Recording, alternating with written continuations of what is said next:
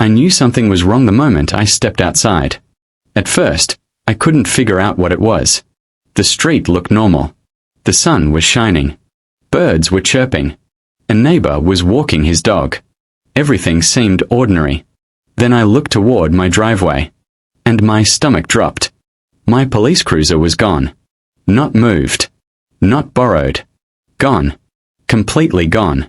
The empty space where my department-issued patrol vehicle should have been was staring back at me. For several seconds I simply stood there, trying to understand what I was seeing. Or rather, what I wasn't seeing. My name is Sergeant Michael Carter. At the time, I had been a police officer for almost 14 years. I worked for the Richmond County Police Department. My patrol vehicle wasn't personal property. It belonged to the city. Every officer in the department knew that. Every supervisor knew that. Every towing company knew that. Which meant one thing. Someone had just arranged for a city-owned police cruiser to be removed from my driveway. And that someone was about to have a very bad day. I didn't know it yet. But that day would become the biggest HOA scandal our neighborhood had ever seen. Chapter 2. Meet Karen. Every neighborhood has one. That person. The self-appointed ruler. The one who believes every mailbox belongs to them. Every lawn belongs to them. Every driveway belongs to them. In our neighborhood, that person was Karen Whitmore. Karen was president of the HOA. Technically, unofficially, she acted more like a dictator. She measured grass, counted trash cans, Fotograpa vehicles, filed complaints over basketball hoops, and once tried to fine a family because their Christmas decorations remained up 2 days too long. Nobody liked her. Most people tolerated her. I ignored her whenever possible. Unfortunately, Karen had recently become obsessed with my patrol vehicle. Every week she complained. Every week. She claimed the cruiser lowered property values. She claimed it frightened children. She claimed it made the neighborhood look unsafe. The irony was almost funny.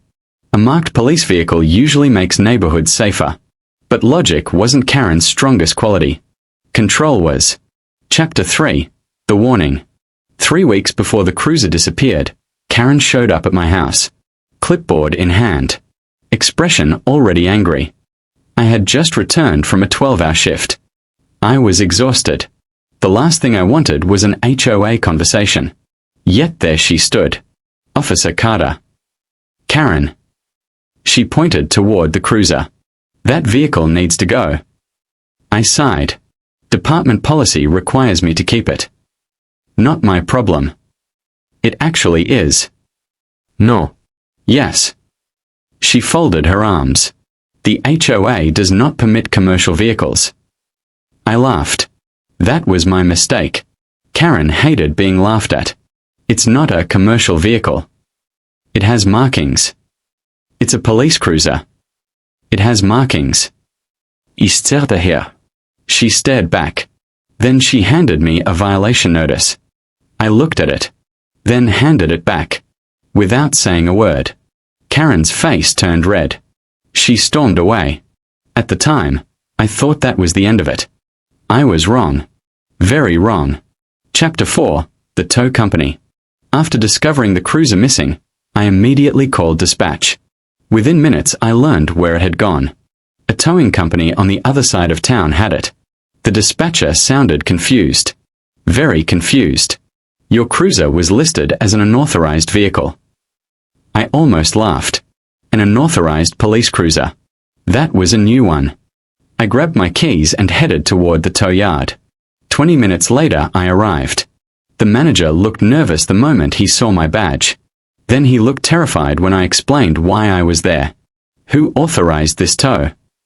The manager swallowed hard. Then answered. The HOA President. Of course. Karen. The manager immediately showed me paperwork. Karen had claimed the cruiser violated HOA rules. She had signed forms, made calls, sent emails, pushed hard for removal. Unfortunately for her, she had forgotten one small detail. The cruiser belonged to the city, and towing government property without legal authority can become a very serious matter. Chapter 5.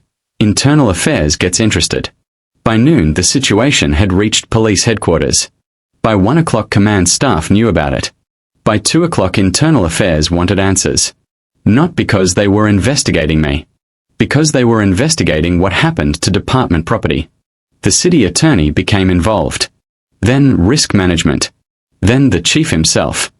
I remember sitting in the conference room watching senior officials review documents. Nobody looked happy. Especially after learning Karen had ignored multiple warnings. The tow company had actually questioned her authority. Several times. Karen insisted she had everything under control. Now those conversations were documented. And documentation is dangerous when you're wrong.